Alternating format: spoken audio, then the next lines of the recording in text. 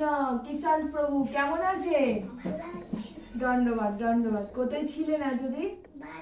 বাড়িতে ছিলেন। স্কুল খুলেছে? স্কুল খুলেছে? আচ্ছা। আর আপনাকে একটা প্রশ্ন করব।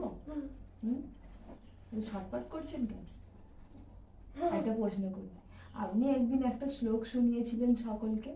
আজকে শ্রীমদ্ ভাগবত গীতার 2 নম্বর অধ্যায়ে 47তম শ্লোকটা শোনাতে পারবেন সবাইকে? বলুন। कर्मण्येवाधिकारस्ते मा फलेषु कदाचन मा कर्मफल हेतुर्भुर्मा ते संगोऽस्ते कर्मणि। ভগবান বলেছেন যে আমাদের কাজ করার অধিকার আছে, তাই জন্য ফলের আশা না করে কাজ করলে চলো। হরে কৃষ্ণ হরে কৃষ্ণ, হরি বল। কিষান প্রভু কি জয়। খুব ভালো লাগলো।